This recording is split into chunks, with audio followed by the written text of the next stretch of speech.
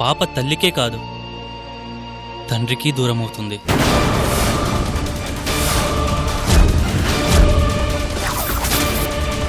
పిల్లలు మా భలే మాలిమైపోతారు అమ్మగారు. ఓ పాలు ఇచ్చి చూడండి.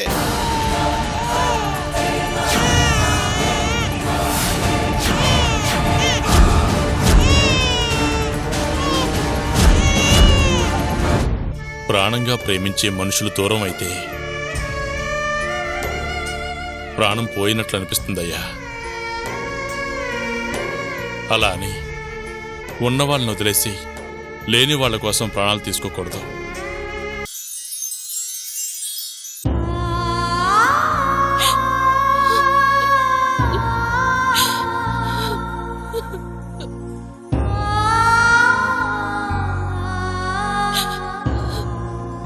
వాడు ఎలా ఉన్నాడో ఏంటో, పసిదానితో ఎన్ని బాధలు పడుతున్నాడో దగ్గరుండి ఓదార్చే అదృష్టం లేకుండా పోయింది.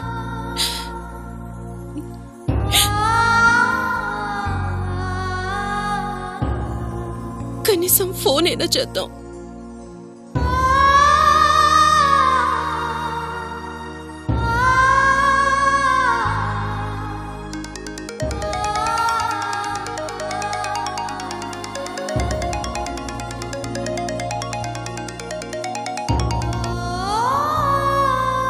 నందిని, చెప్పండి అత్తయ్య. సత్య ఎలా ఉన్నాడమ్మా? వదిన గురించే బాధపడుతూ అల్లాడిపోతున్నాడత్తయ్య. ఎంత ఓదార్చాలని ప్రయత్నించినా వదిన గురించే ఆలోచిస్తూ బాధపడుతున్నాడు. వదినంటే అన్నయ్యకి ఎంత ఇష్టమో నాకు తెలుసు అత్తయ్య. వదిన్ని మర్చిపోయి అన్నయ్య మామూలు మనిషి కావటం అనేది ఎప్పట్లో జరగదు. నేను చేసిన తప్పుకి వాడు శిక్ష అనుభవిస్తున్నాడా? వాడలా ఉంటే ఆ పసిదాని పరిస్థితి ఏంటమ్మా? దాని ఆలన పాలన ఎవరు చూస్తున్నారు? పాపని ఒక్క క్షణం కూడా వదిలిపెట్టడం లేదు. పాపలో వదిన్ని చూసుకుంటూ అన్నీ తనే అయి చూసుకుంటున్నాడు. మగపిల్లాడు పసిబిడ్డను చూసుకోవడం వాడికేం తెలుసమ్మా?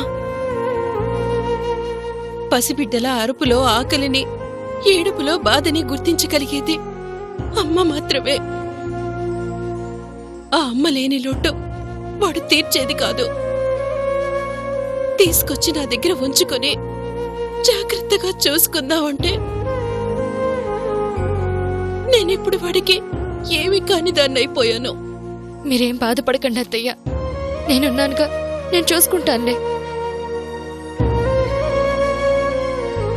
బాధపడకుండా ఎలా ఉండగలనమ్మా? వాడి కష్టాలకి కారణం నేను. నా ఆవేశం వాడి జీవితాన్ని నాశనం చేసింది. నా బిడ్డలాంటి వాడి మీద నేను కక్ష కట్టడం ఏంటమ్మా? నా అన్న పంచిన రక్తం మీద నాకు పగేంటి? నా ఆవేశం వల్లేగా ఇదంతా. భార్య లేకుండా వాడు, తల్లి లేకుండా ఆ పసిదే అలా బాధపడుతున్నారు అంటే ఆ పాప నాదే కదా, నాదే కదా. సావిత్రిని ఈ చేతులతో 10 కాలాలు చల్లగా ఉండమనే సీమంతంలో దీవించాను.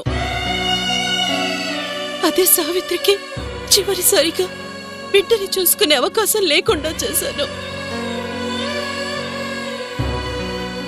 ప్రతి తల్లి 9 నెలల బాధని కూడా ఆనందంగా భరించేది పుట్టబోయే బిడ్డని ఊహించుకుంటూ. భూమి మీద పడగానే ఆ బిడ్డ కేరింతతో ఆ బాధలన్నీ మర్చిపోతుందమ్మా. కళ్ళారా బిడ్డను చూసుకుని మరో 100 ఏళ్ల కష్టానికి సిద్ధపడుతుంది. ఆ ఆనందానికి సావిత్రి దూరమైపోయిందమ్మా. ఎందుకు ఆ దేవుడిలా చేశాడు?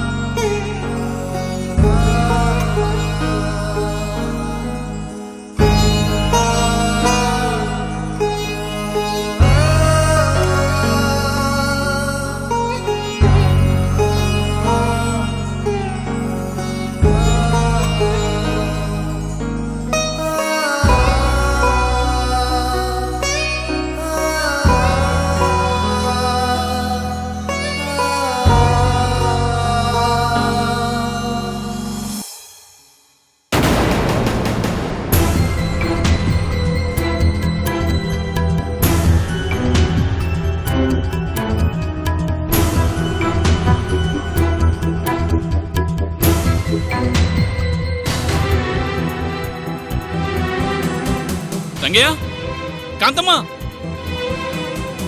ఏంటి బాబు, ఏమైంది? నా సావిత్రి వస్తువులన్నీ ఇక్కడే పెట్టాను, అవి కనిపించట్లేదండి.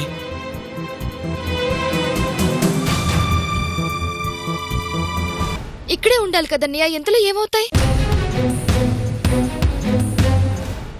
అవన్నీ నా సావిత్రి ఒంటి మీద వస్తువులు,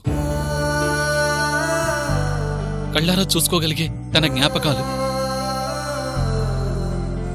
ఎవరు తీశారు? రంగయ్య, నువ్వేమన్నా చూసావా? లేదండి. ఎవరికి తెలియకుండా ఇప్పటి వరకు ఉన్న వస్తువులు ఇంతలోనేమవుతాయి?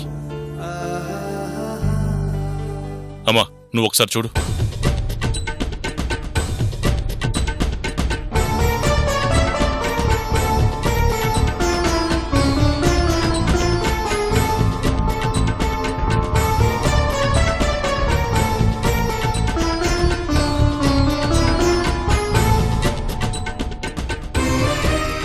ఏటై గురు, ఏటైనది? ఇక్కడ సావిత్రి వస్తువులు కనిపించట్లేదు. నువ్వేమన్నా తీసావా? ఓ దాని గురించి ఎతికేసుకుంటున్నారా? అటు నేను తీసేసినాను కదేటి.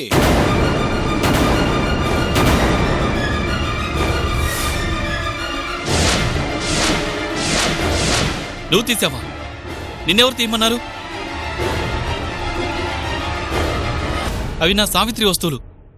ఎక్కడ పెట్టావు? తీసుకురా పో. తీసుకురావడానికి ఇంట్లో ఉంటేనే కదా. ఇంట్లో లేక ఎక్కడ పెట్టావు? అట్ని ఎదురుగా ఎట్టుకుని ఊరికే బాధపడుతుంటే ఏటవుతుందని నానే తీసుకెళ్లి గుడిలో వేసేసినాను.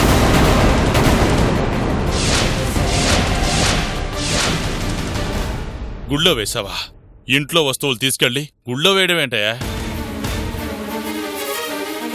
అట్ని ఎదురుగా ఎట్టేసుకుని చెన్నయ్య గారు ఊరికి దిగాలడిపోతుంటే సొత్తు ఎట్ట ఊరుకోమంటారు చెప్పండి అయ్య గారు.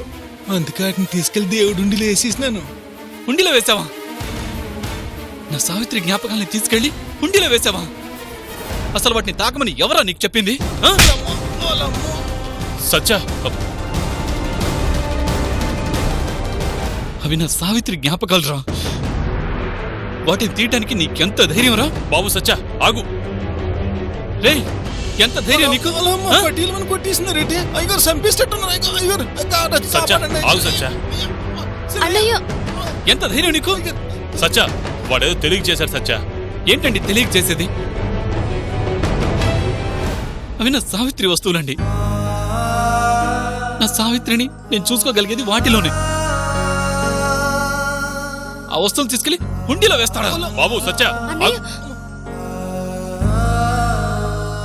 అయ్యగారు మీ బాధ చూడలేకట్ట చేసినాను. మనసులో ఏయ్! నువ్వు మాట్లాడుకో, వెళ్ళిపో. నా కళ్ళ ముందు నుంచి వెళ్ళిపో. ఇంకా ఇక్కడే ఉన్నావంటే నేనేం చేస్తానో నాకే తెలియదు. సత్య, అన్నయ్య ఊరుకో అన్నయ్య. ఎలా ఊరుకోమంటావమ్మా? అసలు నా సావిత్రి వస్తువుని తాకాల్సిన అవసరం వీడికేంటి? ఇంకా ఇక్కడే ఉన్నావేంట్రా? ఓ బయటికి ఓ. సత్య, ఓ!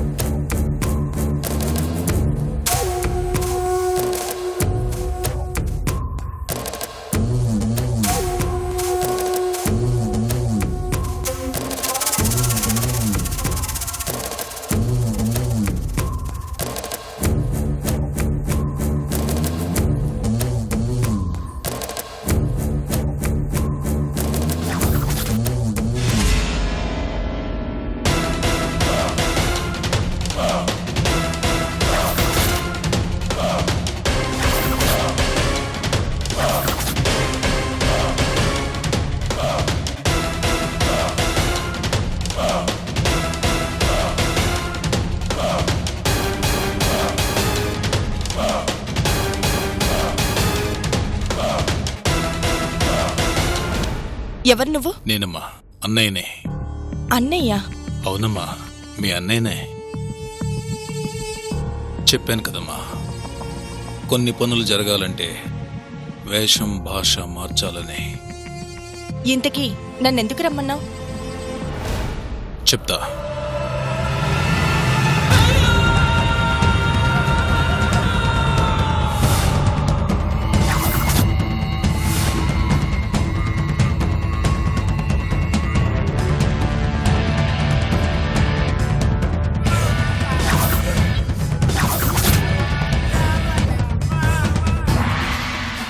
ఈ తాళేంటన్నయ్యా? ఈ తాళేనమ్మా ఇంతకాలం సత్యాకి నీకు అడ్డుగా నిలబడింది. ఈ తాళే ఇంతకాలం సత్యాన్ని నిన్ను దూరం చేసింది. ఇక నువ్వు సత్యా గురించి దిగులు పడాల్సిన అవసరం లేదు. సత్యాన్ని నీకు దూరం చేసిన వాళ్ళని శాశ్వతంగా ఈ లోకం నుంచి పంపించేశాను. ఇక ఈ తాళి నీదవుతుంది. నువ్వెదురు చూస్తున్న సత్యా నీ వాడవుతాడు. నిజంగానా అన్నయ్య? నేను చెప్పేది నిజమని తెలియచేయడానికి ఈ తాళి నీకోసం తీసుకొచ్చాను. ఇన్ని రోజులు సత్యా మీద సావిత్రికి పూర్తి హక్కులిచ్చిన తాళి ఇది. నీ మాట నా మాట సత్యా వినకుండా చేసిన తాళి ఇది. అందుకే ఆ హక్కులు తెంచేసి ఈ తాళిని తీసుకొచ్చాను. సావిత్రి లేనంత మాత్రాన సత్యం మనసు మార్చుకుంటాడా? తను లేకపోయినా తన జ్ఞాపకాలు తన మనసు నిండా ఉంటాయి. ఇప్పటికా మనిషిని ఖాళీ చేయించాను. త్వరలో మనసును కూడా ఖాళీ చేయిస్తాను. మీ ఇద్దరి పెళ్లి నేను చేయిస్తాను. ఇన్ని రోజులు బ్రతికింది బ్రతుకుతుంది ఆ రోజు కోసమే అన్నయ్య. అనుమానమే వద్దమ్మా. నీకోసమే బ్రతికే నీ అన్నయ్య ఉన్నాడు ఇక్కడ. నీకోసం ఏం చేయగలనో అవన్నీ చేస్తున్నాను. మీ ఇద్దరి పెళ్లి నేను చేస్తాను. మీ ఇద్దరిని విడదీసిన ఈ తాళితోనే సత్యాన్ని నిన్ను ఒకటి చేస్తాను. సావిత్రి చనిపోయింది అన్నప్పుడే సత్య జీవితంలో నా స్థానం ఖాళీ అయింది అని అర్థమైంది. కాని సావిత్రిని సత్య అంత త్వరగా మర్చిపోయి మామూలు మనిషి అవుతాడా? అదే నా అనుమానం. అవన్నీ చూసుకోవడానికి నీ అన్నయ్య అన్నాడు కదమ్మా. జ్ఞాపకాలదేముంది, కొత్త వస్తే పాత మర్చిపోతాం. సావిత్రి అనే జ్ఞాపకాన్ని మర్చిపోవాలంటే సత్యాతో నీ జీవితం మొదలవ్వాలి. త్వరలోనే పెళ్లిపేట్ల మీద కూర్చోవడానికి సిద్ధంగా ఉండవు.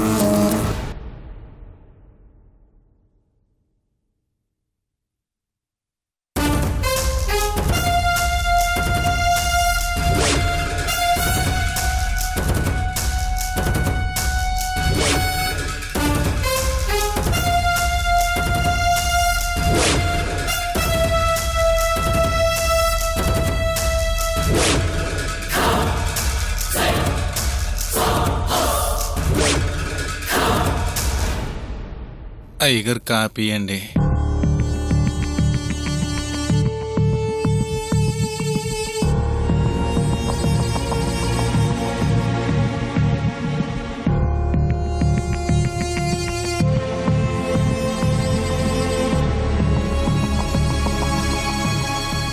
ఎందుకయ్యా ఇలాంటి పని చేసి అబ్బాయి దగ్గర తనులు తిన్నావు? సత్య ప్రాణంగా ప్రేమించే తన భారీ వస్తువుల్ని అలా చేస్తే ఎలా? నానేటి చేసినానయ్య గురు. చిన్నయ్య గురు మంచి కోసమే కదా చేసినాను. అది మంచి కోసం ఎలా అవుతుందయ్యా? అతనికి చెప్పకుండా అతని భారీ వస్తువులు తీసుకెళ్లి కుండీలో వేయడం మంచి కోసమా? మరి కాదేటండి, ఆ అమ్మ చనిపోయిన నాటి నుండి చిన్నయ్య గురు ఎంత బాధపడిపోతున్నారు చెప్పండి.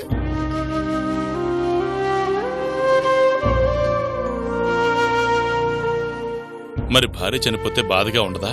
అయ్యా, ఆ అమ్మ వస్తువులు కళ్ళ ముందున్నంతకాలం చిన్నయ్య అలా బాధపడుతూనే ఉంటాడు కదేటి. అయ్యా, చిన్నయ్య గురు దేని గురించి పట్టించుకోకుండా ఆ అమ్మ గురించి అలా ఆలోచిస్తూ ఉంటే ఆ సిట్టితో లేట్ అయిపోవాలా? నన్ను అందుకే వస్తువులు తీసుకుని గుళ్ళు ఇచ్చేసినాను. లేదంటే చెన్నై మనకు దక్కడయ్యా.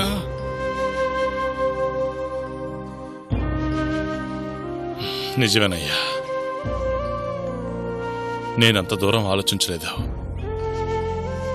ఈ విషయం తెలియక మా సత్య అనవసరంగా నీ మీద చేయి చేసుకున్నాడు. కొడితే కొట్టారులేండి అయ్యా, అప్పలసం కాదే పేపాడిది. నన్ను బాధపడేదంతా ఆ అమ్మ గురించి దిగులెట్టుకుని చిన్నయ్య ఏటైపోతాడా అని, ఆ సిట్టితో లేట్ అయిపోతుందని.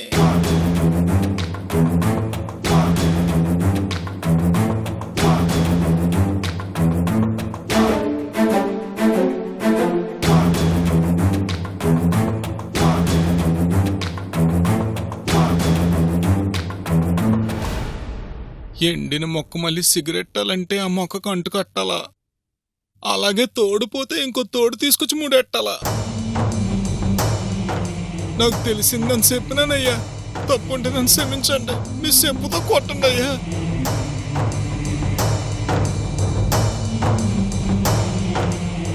నువ్వు చెప్పింది నిజమేనయ్యా.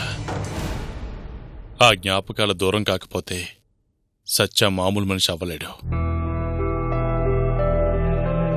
అవి గుళ్ళో ఇచ్చి మంచి పని చేశావు. ఇక నువ్వు అన్నట్లు తనకి ఎలాగోలా పెళ్లి చేయాలి.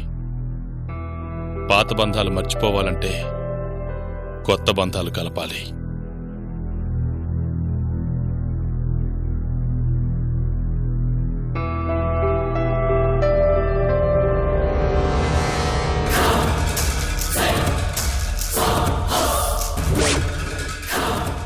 ఆ బంధాల్ని తెంపేయడానికి వచ్చాన్రా, చూస్తూ ఉండు.